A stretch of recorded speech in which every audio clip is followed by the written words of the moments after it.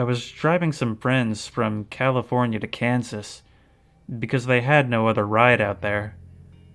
We were driving through the night to try and make better time, following an old GPS that started to glitch out at around 3 a.m.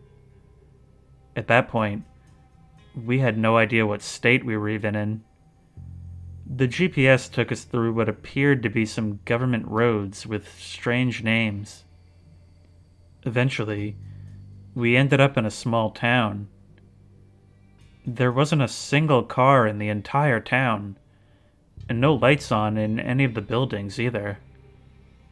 The GPS kept taking us in big circles through this ghost town. After a while, I noticed what looked like a few lights, only 100 feet up underneath the clouds on our right. The temperature outside the car dropped to -7 degrees Fahrenheit, down from like 38. They maintained their position relative to the car as we frantically tried to find a highway. We must have been followed for about an hour before we finally found another town with people. We never saw the lights, or the town, again. None of us know what happened, but we all felt like we were being watched. The town had a single main street, but everything else was just dead. Not even crickets or wind. It felt to me like, well, a nuke town, since there was nothing but those government roads for tens of miles in all directions.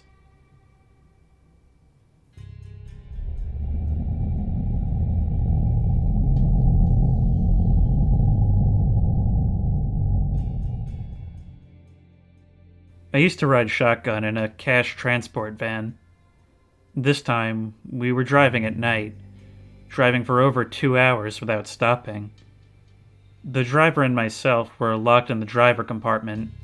The cash was in the back, often reaching the limit of 50 million. There was a compartment in between, and the door could only be opened if the other door was locked. The whole thing is very secure. There was absolutely no way anyone could be in the van with us. On the way, the driver started to tell a creepy story. He told me about the time he went to visit a couple in the hospital a couple of years ago because they had a newborn baby. He looked into the baby's cot and saw an old woman looking up at him. The old woman was wearing old-fashioned clothes and looked angry. The driver described the old woman to the couple and what she was wearing. The father showed no reaction, but the mother started crying, very distraught. Apparently, her grandmother had recently passed away. There was no way the driver could have known this.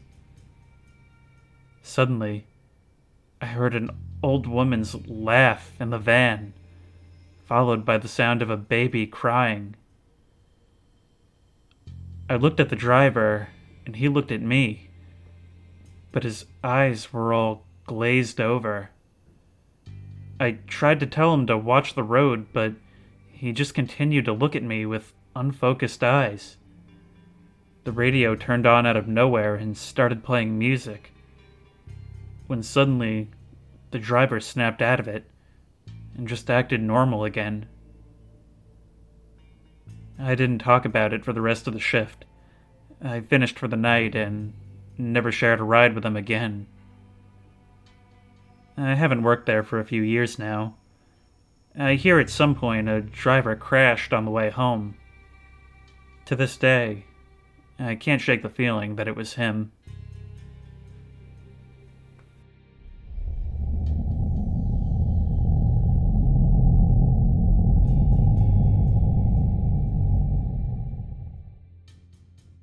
I actually had one earlier, maybe 4 or 5 hours ago.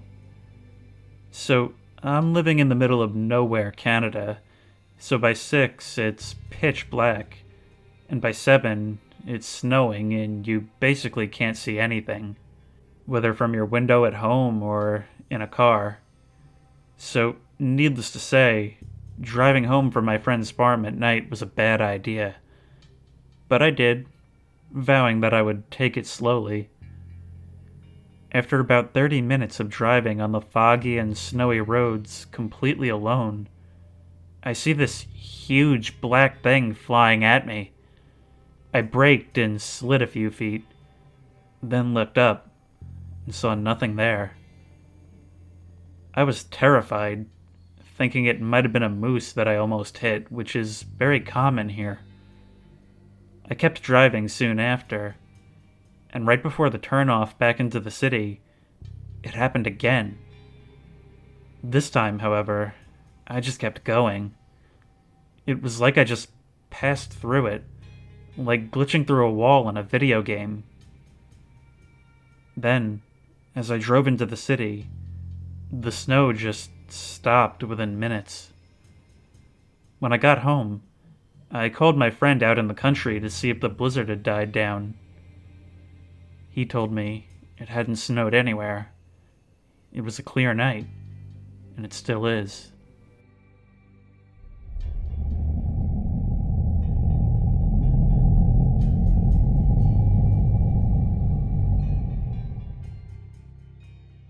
I was in my late teens, up on the North Yorkshire moors with my stupid friends. It was the middle of the night, about 4 a.m., so there were no other cars around us for miles. My friend Mikey and I were racing each other along a straight run of road and having fun, and the other guys weren't far behind us. As we approached the corner, Mike swerved his car into the ditch, smashing his headlights in and causing me to slam my brakes so I didn't clip the back of his car. I ran out of my car and, as I did, Mike's door swung open. "Why did you swerve? I almost hit you," he shakily said. "Look in the middle of the road," before he just rested his head on the steering wheel as he shook in fear. There was nothing in the road where he swerved off. I waved down the other guys to try and get him to calm down. Eventually, he told us that he saw a wrecked bike, with a rider laying motionless and face down not far in front of it. We swept both sides of the road to make sure we didn't miss anything. There was nothing there. We pulled his car out and someone else drove him home because he was too shaken up to drive. To this day, he won't drive on that road after dark. To be fair to him, the moors are scary. I've been stalked by a black car up there a few times, and I've been watched too. It's a very beautiful yet eerie place after dark.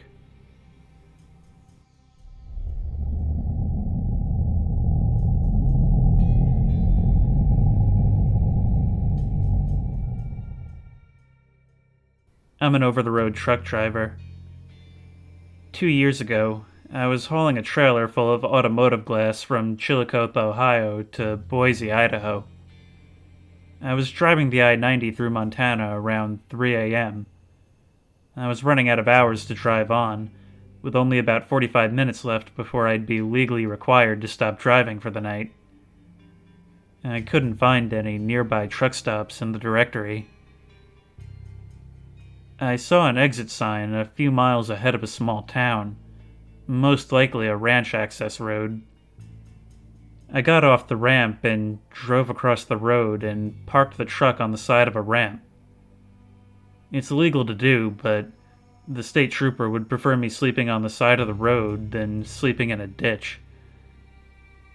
I was sitting in the truck giving several reports into the Qualcomm computer when the GPS suddenly gave an error.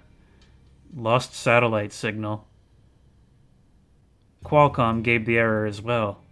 Lost satellite signal. And it beeped with another error. Signal lost. I thought it was a strange coincidence, even though I'd never seen the signal lost light come on before. I reset the computer and went into the sleeper while I was waiting for it to boot up, when suddenly, the sleeper overhead light shut off, and the low power alarm started to sound. The side light in the back dimmed out and shut off. I jumped into the front of the truck to try and start the engine, because I thought my battery was dead. Just as I suspected, the truck had no power. I opened the door, climbed down, and stood between the trailer to pee. I hadn't seen another vehicle in at least an hour. I climbed back into the truck and shut the door, and reached for my phone to call dispatch when suddenly I got bombarded with beeps and flashing lights. Qualcomm turned back on, the interior lights, the dash light, all at once. I turned the key and the engine turned over. In the split second between turning the key on and turning to start, my headlights illuminated the ramp in front of me. I could have sworn I saw someone standing on the shoulder 100 yards up. Once the motor was started, my lights turned back on. There was someone standing 10 feet from the front of my truck. I literally jumped and screamed, smacking my head on the storage bin above me. I hammered the truck into gear and started rolling forward. As I did, I could see that it was a man standing on the side of the ramp. He was turning his head to follow me as I drove past him, smiling. I got up to 62 in seconds flat and parked at a truck stop an hour away. I still don't know if that was paranormal or some guy that was just planning to murder me. Either way, it was too spooky for me. It's also how I received my first safety citation from the Department of Transportation.